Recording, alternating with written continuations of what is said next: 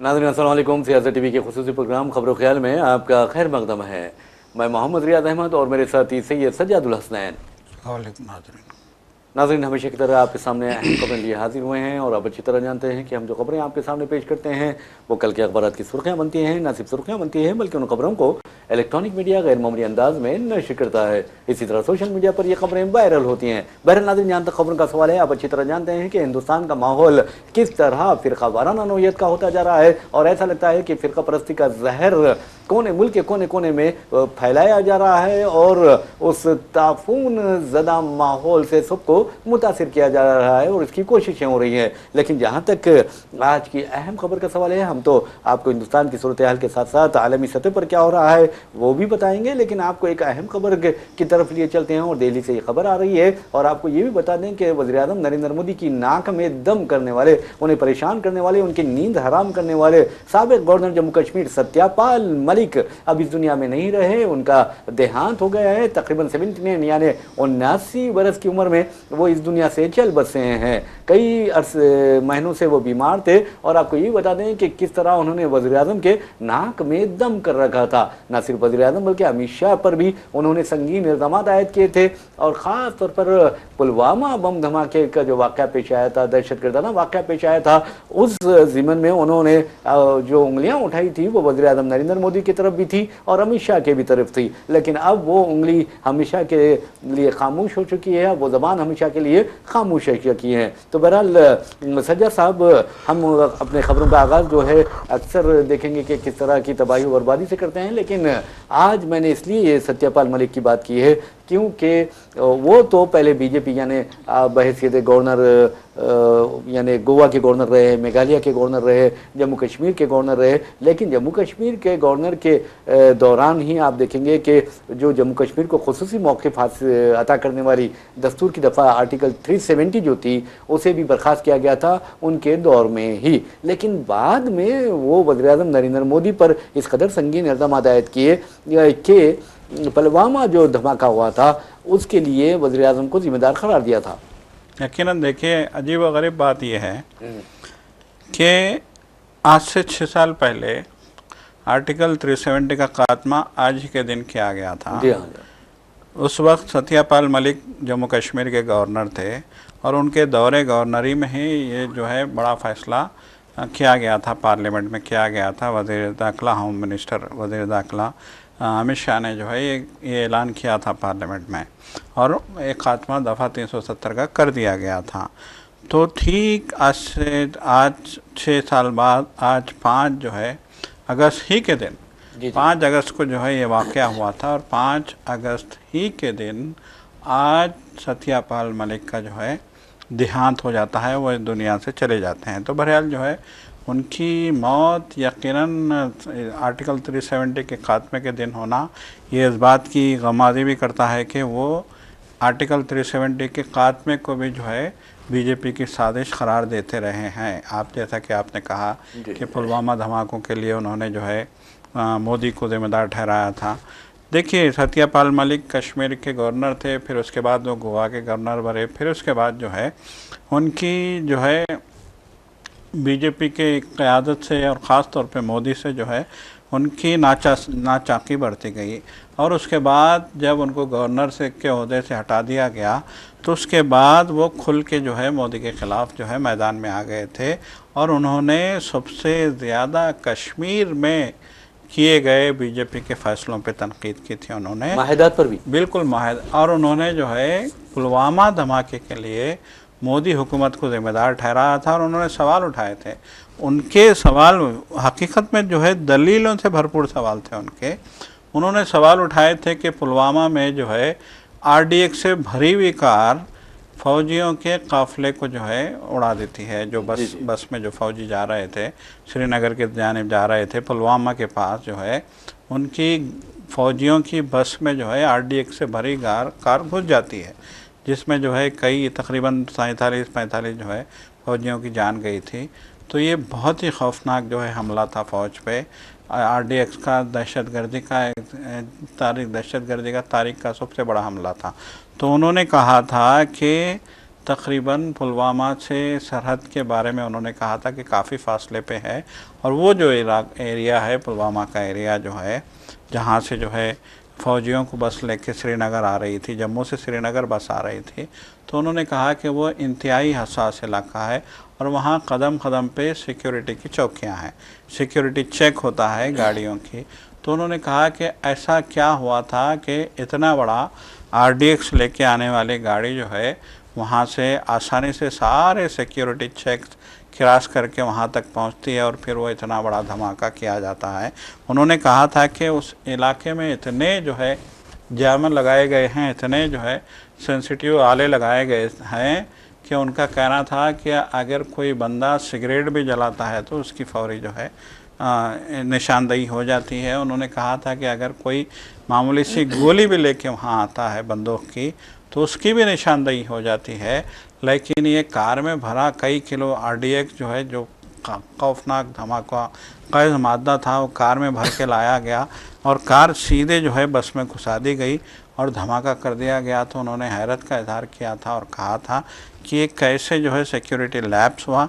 इसके लिए उन्होंने मोदी सरकार को जिम्मेदार ठहराया था और उन्होंने कहा था कि कहीं ना कहीं इससे ये साबित हो जाता है कि जो है इसमें हुकूमत मुलविस थी या फिर हुकूमत के कुछ जो है कारकुन इसमें मुलविस थे। बहरहाल जो कुछ भी हो, सत्यपाल मलिक के जो है इस इल्ज़ाम की बाद में हुकूमत ने तरदीद भी की और जो है इस सिलसिले में मामले को रफा दफा किया गया या दबा दिया गया समझिए। तो बहरहाल अपनी आखिरी सांस तक जब तक कि वो बीमार होके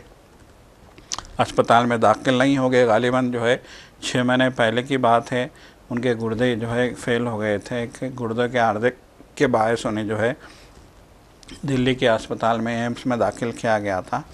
और 2-3 महीने से ये खबरें आ रही थी कि उनकी हालत तशवीशनाक है, वो सीरियस है, उनके गुर्दे काम नहीं कर रहे हैं। तो बहरहाल जो है तकरीबन जो है 2-3 महीनों से ही उनकी हालत तशवीशनाक थी, लेकिन आज वह इस दुनिया से जो है चले गए हैं। और हैरत इसी बात पे हैरत है कि उनकी मौत उसी दिन हुई है जिस दिन पार्लियामेंट में हुकूमत ने आर्टिकल 370 के खात्मे का ऐलान करके कश्मीरियों को हासिल खुसूसी इख्तियारात जो है ख़त्म कर दिए थे। बहरहाल नाज़रीन, आपको बता दूं कि जहाँ तक सत्यपाल मलिक की मौत का सवाल है, आज ही के दिन यानी 15 अगस्त को पार्लियामेंट में आपने देखा कि किस तरह कश्मीर को हासिल खुसूसी मौक़े पर आर्टिकल 370 ख़त्म कर दिया गया, जबकि कई ऐसी रियासतें कम से कम 7 यानी शुमाल मशरिक़ी की रियासतें हैं जहाँ आर्टिकल 371 के तहत उन्हें पूरे इख्तियारात दिए गए हैं। लेकिन वज़ीर-ए-आज़म नरेंद्र मोदी या अमित शाह में इस बात की हिम्मत नहीं कि उन रियासतों के खुसूसी इख्तियारात अता करने वाली आर्टिकल 371 को ख़त्म कर दिया जाए। और ये भी कहा गया था कि सिर्फ और सिर्फ मुस्लिम अक्सरियती रियासत होने की वजह से जम्मू कश्मीर को मरकज़ी ज़र इंतज़ाम इलाक़ों में तब्दील किया गया, रियासत का मौक़िफ़ ख़त्म किया गया, आर्टिकल 370 भी ख़त्म किया गया। लेकिन जहाँ तक पुलवामा का दहशतगर्दाना हमले का सवाल है, सत्यपाल मलिक ने वाज़ेह तौर पर कहा था कि उन्होंने वज़ीर-ए-आज़म नरेंद्र मोदी को फ़ोन किया और अफसोस की बात यह है कि CRPF के 44 से ज़ायद जवान अपनी ज़िंदगियों से महरूम हो जाते हैं और उस वक्त वज़ीर-ए-आज़म नरेंद्र मोदी फ़िल्म की शूटिंग में मसरूफ़ रहते हैं और इस कदर मगन रहते हैं कि वो फ़ोन भी उनका रिसीव करना मुनासिब नहीं समझते। फिर बाद में सत्यपाल मलिक ने यह भी कहा कि मोदी हो या फिर दूसरे जो अहम कायदीनों, ख़ासतौर पर हमारे मुशीर क़ौमी सलामती अजीत डोवल, उन्होंने वाज़ेह तौर पर इनने कह दिया था सत्यपाल मलिक को कि सत्यपाल मलिक भाई, आप खामोशी अख्तियार कीजिए, इस बारे में किसी को कुछ नहीं कहना, अपना मुँह बंद रखिए। तो क्या से ये सवाल पैदा होता है कि आप देखेंगे कि किसानों के मसले पर भी सत्यपाल मलिक ने गैर मामूली यानी जुर्रत का मुजाहरा करते हुए मोदी को ललकारा था और मोदी के इक़दामात को, मोदी की हुकूमत के जो क़वानीन थे, 3 क़वानीन, उन्हें सियाह करार दिया था और कहा था कि मशवरा दिया था। उन्होंने खुद कहा अपने एक इंटरव्यू में कि मैंने मोदी को मशवरा दिया कि भाई आप किसानों से झगड़ा मत लीजिए, क्योंकि किसान जब उठ खड़े होंगे तो फिर आपको बैठ जाना पड़ेगा, आपको लेट जाना पड़ेगा। تو کہنے کا مطلب یہ ہے کہ آپ کو اقتدار سے محروم ہو جانا پڑ سکتا ہے. لیکن آپ دیکھیں گے کہ ستیہ پال ملک جب اس طرح ان کی ناک میں دم کر رہے تھے, انہیں پریشان کر رہے تھے, اس کے بعد اچانک وہ بیمار ہو جاتے ہیں. ایک اچھا خاصا انسان اگر بیمار ہوتا ہے, اس کے گردوں پر اثر ہوتا ہے, تو کیا یہ کوئی سازش اس کے پیچھے نظر نہیں آتی؟ کیا ان کا قتل نہیں کیا گیا؟ یہ بھی سوال لوگوں کے ذہنوں میں گردش کر سکتا ہے. اور ایسے وقت جبکہ 5 اگست آج کی تاریخ ہے, ایسے میں ان کی موت ہونا یہ بھی کئی ایک شکوک و شبہات کو جنم دے سکتا ہے. لیکن ستیہ پال ملک کی موت کا ذمہ دار وہ خود بھی ہو سکتے ہیں, کیونکہ انہوں نے حکومت کے خلاف جس طرح کی بات کہی تھی, امت شاہ اور مودی کے خلاف انہوں نے محاذ کھول دیا تھا اور انہوں نے کئی اہم رازوں سے پردہ اٹھایا تھا. تو ہو سکتا ہے کہ ان کی زندگی کا پردہ گرا دیا گیا ہو. لیکن یہ تو ان کے ستیہ پال ملک کے جو ارکان خاندان ہیں انہیں اس پر غور کرنا چاہیے. لیکن ایک اور صاحب ہے جن کے بعد ہو سکتا ہے کہ ستیہ پال ملک کے بن جائیں گے وہ دوسرے, اور وہ ہے جگدیپ دھنکر. اگر وہ ہوشیار ہیں تو پھر وہ خاموشی اختیار کریں گے. وزیر اعظم نریندر مودی اور امت شاہ نے جس طرح انہیں ذلیل و خوار کر کے عہدے سے ہٹایا ہے, اس کے بعد وہ اپنا منہ نہیں کھولیں گے تو پھر سمجھیے کہ 100 سال تک وہ جی سکتے ہیں. لیکن اگر وہ اپنا منہ کھولتے ہیں تو پھر سمجھیے کہ وہ بھی کبھی نہ کبھی بیمار ہو سکتے ہیں, ان کے بھی گردے خراب ہو سکتے ہیں. اس طرح لوگ کہہ رہے ہیں. جی بالکل. دیکھیے آپ کو یاد ہوگا کہ ریزائن کرنے سے 2 دن پہلے, 2 دن یا 1 ہفتہ, مجھے برابر ٹائم یاد نہیں ہے, بہرحال مانسون سیشن شروع ہونے سے 2-3 دن پہلے مہاراشٹرا میں ایک اجلاس ہوا تھا. اس اجلاس میں وزیر زراعت بھی بطور مہمان خصوصی موجود تھے, شیوراج سنگھ چوہان بھی اس اجلاس میں موجود تھے, اور مہاراشٹر کے گورنر بھی اس اجلاس میں موجود تھے. تو اس اجلاس سے خطاب کرتے ہوئے نائب صدر جمہوریہ, سابقہ نائب صدر جمہوریہ اور جو ہے راجیہ سبھا کے چیئرمین جگدیپ دھنکر نے جو ہے کہا تھا کہ کسانوں کے ساتھ جو ہو رہا ہے غلط ہو رہا ہے. پہلی بار انہوں نے کہا تھا کہ کسانوں کی MSP جو نہیں دی جا رہی ہے, حکومت غلطی کر رہی ہے. انہوں نے باضابطہ جو ہے وہاں اسٹیج پر بیٹھے شیوراج سنگھ چوہان کی سرزنش کی تھی, اور شیوراج سنگھ چوہان کو مشورہ دیا تھا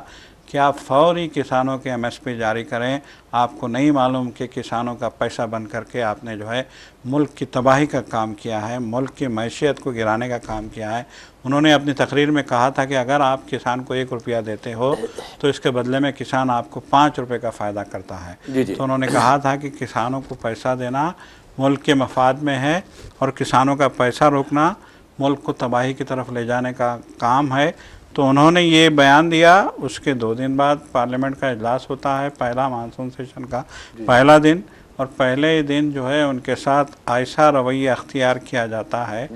کہ پھر ان کو جو ہے استعفیٰ دینا پڑتا ہے اپنے عہدے سے. تو یقیناً دیکھیے ستیہ پال ملک نے بھی کسانوں کے معاملات میں حکومت کو مشورہ دینے کی کوشش کی تھی, پھر اس کے بعد وہ بیمار ہو گئے. آپ یقیناً آپ نے جو ہے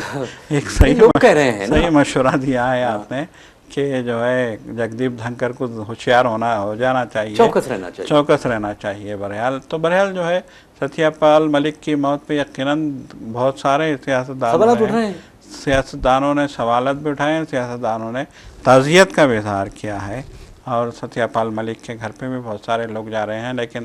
حیرت انگیز طور پہ جو ہے BJP کے قائدین کی طرف سے تعزیتی بیانات ابھی نہیں آئے ہیں. آئیں گے. اب دیکھیں گے نا, بے مثال کے طور پر جگدیپ دھنکر استعفیٰ دیتے ہیں, وزیر اعظم کا بیان کب آتا ہے؟ 24 گھنٹے بعد بیان آتا ہے کہ ہم آپ کی صحت کے لیے نیک تمنائیں رکھتے ہیں. تو یعنی وہ دھمکی تھی یا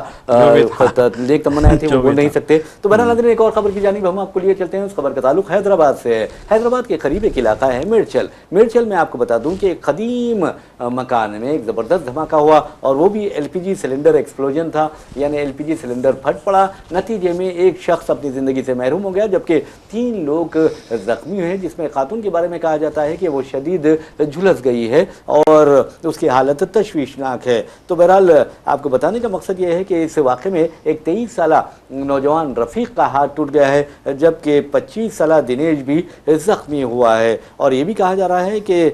کس طرح وہاں یعنی اسپیشل جو نیشنل ہائی وے ہے اس کے قریب مارکیٹ روڈ پر واقع ایک قدیم عمارت میں یہ واقعہ پیش آیا ہے۔ تو بہرحال اس طرح کے واقعات جو ہوتے ہیں بہت ہی دردناک ہوتے ہیں، اور وہ بھی انسانی جانوں کا اگر اتلاف ہوتا ہے تو بہت بھیانک بات ہے۔ تو بہرحال ہم آپ کو بتاتے ہیں کہ آج ایک حیدرآبادی نوجوان کے بہت زیادہ چرچے ہیں، سارے ہندوستان میں نہیں بلکہ آسٹریلیا میں دیکھیں یا کرکٹ حلقوں میں، کرکٹ دنیا میں یا عالمی کرکٹ میں دیکھیں گے تو ایک ہی نوجوان کے زیادہ چرچے ہیں، اور وہ ہے حیدرآباد سے تعلق رکھنے والے محمد سراج۔ محمد سراج کو ہم سلام کرتے ہیں کہ انہوں نے ہندوستان کو انگلینڈ کے خلاف اس کی سرزمین پر شکست دینے میں اہم کردار ادا کیا۔ 5ویں ٹیسٹ میں آپ دیکھیں گے کہ کس طرح ہندوستان ہارتے ہارتے جیت گیا، تو اور اس کے لیے ذمہ دار ہیں محمد سراج، جنہوں نے اس سیریز میں یعنی 5 ٹیسٹ میچز کی سیریز میں انگلینڈ کے خلاف انہوں نے آپ کو بتا دوں کہ 23 وکٹس لیے ہیں، اور اس طرح ان کا مظاہرہ انتہائی یادگار رہا ہے۔ آپ کو یہ بتا دیں کہ تلنگانہ پولیس نے انہیں اعزازی طور پر ڈی ایس پی مقرر کیا ہے، اور ایسے میں جیسے ہی سراج نے ہندوستان کو 6 رنوں سے کامیابی دلائی، اور اس کامیابی کے لیے انہیں پلیئر آف دی میچ بھی قرار دیا گیا ہے، یعنی مین آف دی میچ بھی قرار دیا گیا ہے، ایسے میں تلنگانہ پولیس نے ایک ایکس پر پوسٹ کیا ہے جس میں محمد سراج کو مبارکباد دی گئی ہے۔ اب حیدرآباد میں اور تلنگانہ کے عوام نے یہ اپیل کرنی شروع کر دی ہے کہ محمد سراج کو جو اعزازی طور پر ڈی ایس پی بنایا گیا ہے انہیں ترقی دے کر ایس پی بنا دیا جائے۔ تو بہرحال ناظرین، آپ کو یہ بھی بتا دوں کہ سراج کی کامیابی میں اگر آپ دیکھیں گے کہ کس طرح دوسرے انسانوں کی کامیابی میں ان کے ماں باپ کا اہم کردار ہوتا ہے، سراج کی کامیابی میں بھی ان کے والد کے خواب یعنی محمد غوث صاحب مرحوم کے خوابوں کا، اور ان کی والدہ جو ہیں ان کا یعنی شبانہ بیگم کی دعاؤں کا اہم کردار ہے۔ لیکن اس کے ساتھ ساتھ آپ وراٹ کوہلی نے جس طرح ان کی حوصلہ افزائی کی، ان کے کیریئر بنانے میں اہم کردار ادا کیا، اسے بھی نہیں فراموش کیا جا سکتا۔ بہرحال ناظرین، آپ کو بتا دیں کہ جہاں تک سراج کا کارنامہ ہے، اس سے پہلے ہندوستان کے 2 بالرز نے، ایک تو کپل دیو اور دوسرے آپ کو بتا دوں کہ جسپریت بمراہ نے یہ کارنامہ انجام دیا تھا۔ اور آپ کو یہ بھی بتانا ضروری ہے کہ خاص طور پر اس کامیابی پر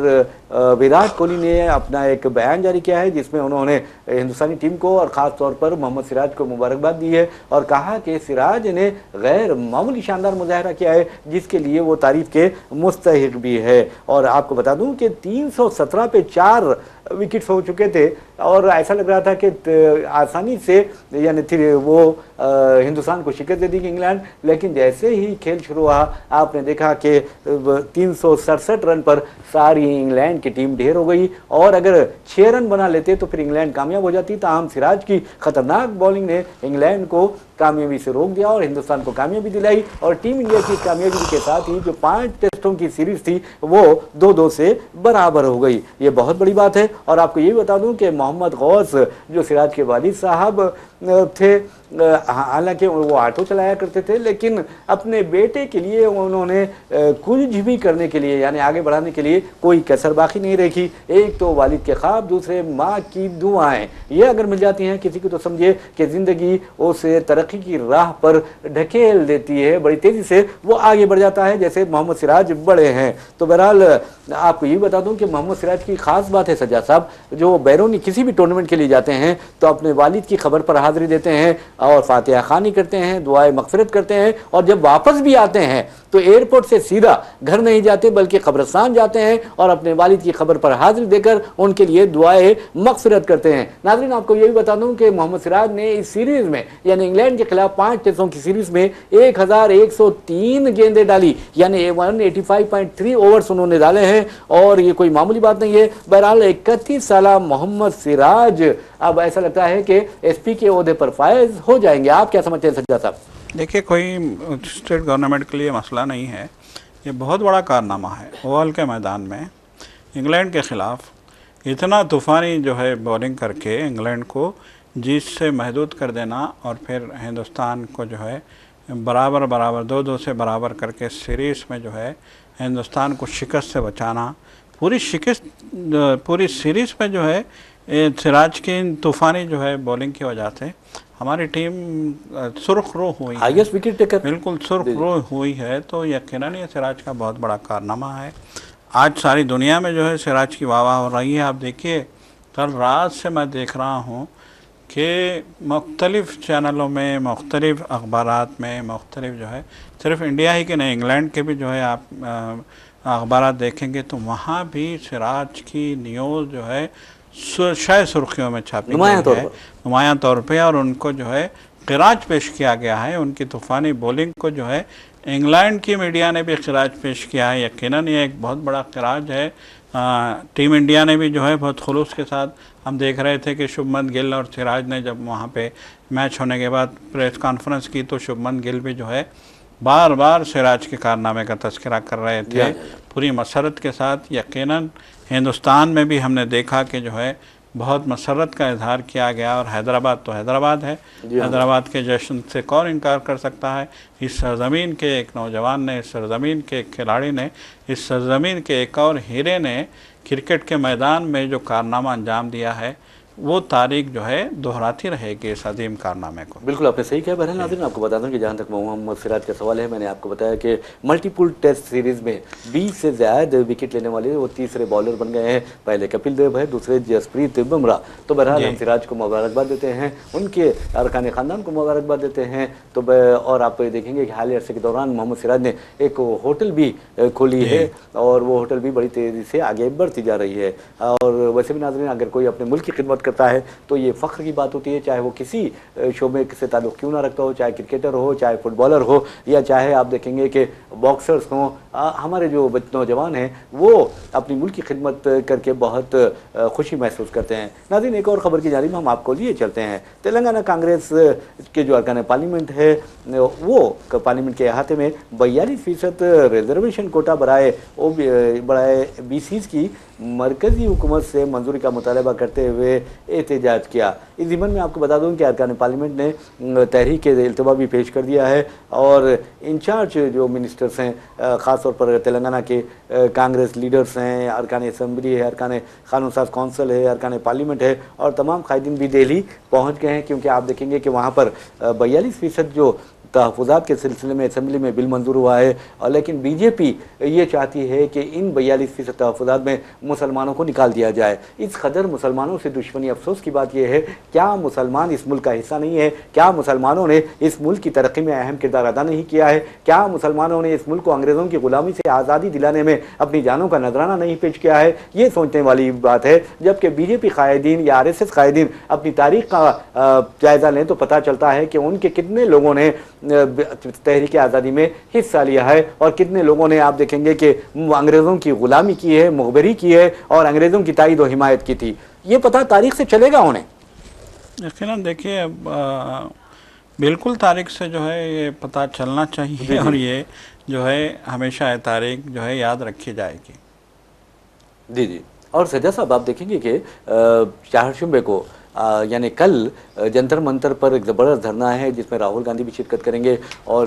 تلنگانہ کانگریس کے قائدین بھی شرکت کریں گے، جس میں 20,000 افراد حصہ لے رہے ہیں۔ اور آپ کو یہ بھی بتا دوں کہ اس میں MLC عامر علی خان صاحب بھی شرکت کریں گے، خصوصی طور پر شرکت کریں گے۔ اور آپ کو یہ بھی بتا دیں کہ اکثر کانگریسی قائدین اب یہ کہنے لگے ہیں کہ بی جے پی پر الزام عائد کر رہے ہیں کہ بی جے پی اقلیتوں کو رکاوٹ بتا کر یا ان کا بہانہ بنا کر اس بل کی تائید نہیں کرنا چاہتی، اور بی جے پی کو چاہیے کہ اس بل کی فوری تائید کرے، اس بل کی منظوری کو یقینی بنائے۔ اور آپ کو بتا دوں کہ جمعرات کو صدر جمہوریہ مرمو سے ملاقات کرنے والے ہیں کانگریس کے، تلنگانہ کانگریس کے قائدین۔ جی یقیناً دیکھیے گزشتہ 2-3 روز سے اس سلسلے میں جو ہے سرگرمیاں جاری تھیں، خود چیف منسٹر وہاں پہ موجود ہیں، وہاں پہ دھرنا دیا جا رہا ہے، اور اب یہ عظیم الشان جو ہے جلسہ ہوگا۔ تو BC ریزرویشن کے حوالے سے اگر حکومت سے ریاستی سرکار مطالبہ کر رہی ہے، جب ریاستی کابینہ نے اس کو منظوری دی ہے، اسمبلی میں اس کو جو ہے منظوری مل چکی ہے، اور ریاستی سرکار خود جو ہے یہ سفارش کر رہی ہے کہ BC تحفظات کی جو مطلب شرح ہے اس میں اضافہ کیا جائے، تو پھر اگر بی جے پی روکتی ہے صرف مسلمانوں کے بہانے، پھر سیدھی کسی کے بھی بہانے روکیے، BC تحفظات کو اگر جو ہے بی جے پی روکتی ہے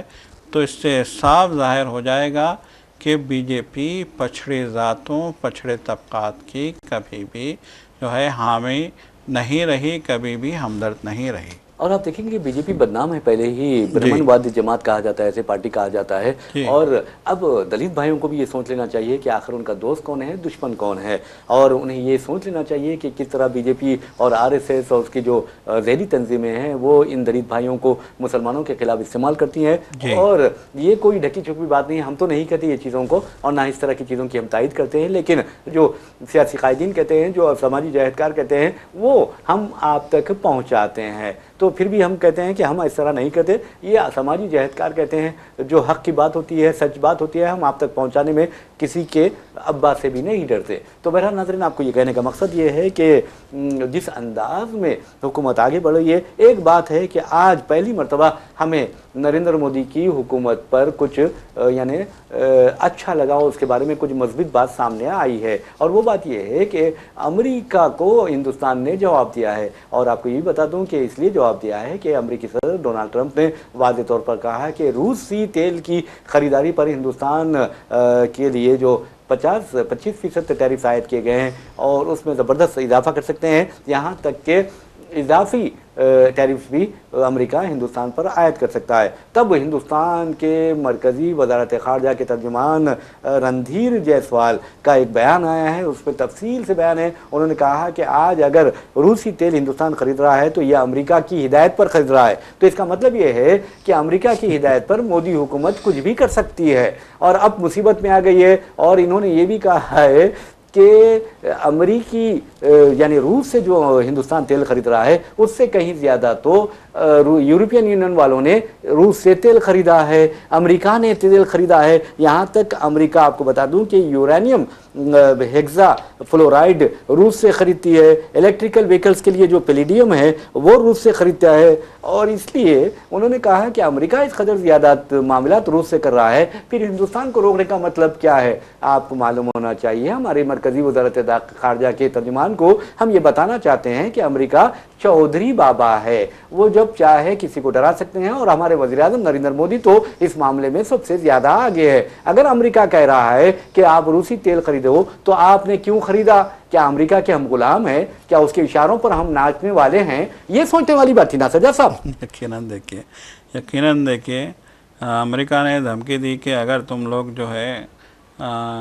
ایک ایسے ملک سے خریدو گے جو کہ یوکرین میں جنگ مسلط کر کے ہزاروں جو ہے معصوم لوگوں کی موت کا باعث بن رہا ہے، تو ہم تمہیں بخشیں گے نہیں، ہم پہ جو ہے تم پہ ہم نے جو ہے ٹیرف عائد کی ہے، ٹیرف کو 25% تک اس میں اضافہ کیا ہے، پھر اس کے بعد ہم تم پہ لیویز بھی عائد کریں گے، اور ہم تم پہ جرمانے بھی عائد کریں گے، سیدھی دھمکی دے رہا ہے۔ تو اس کے جواب میں جو ہے انڈیا کہہ رہا ہے کہ ہم نے جو ہے سستا تیل خریدا ہے، ہم نے اپنے منافع کو بھی دیکھ کے تیل خریدا تھا، اور پھر جو ہے ہندوستان یہ بھی شکایت کرتا ہے کہ تیل کا، جیسے کہ ابھی آپ نے کہا کہ تیل کا بڑا حصہ تو یورپی ممالک جو ہے لے رہے تھے، رشیا سے ہندوستان سے کہیں زیادہ جو ہے لے رہے تھے، اب ہندوستان نے اس سے تیل لے لیا تو اس میں جو ہے پریشانی کی کیا بات ہے؟ ہندوستان کو وہاں سے سستا تیل مل رہا تھا۔ مطلب یہ کہ ہم جو ہے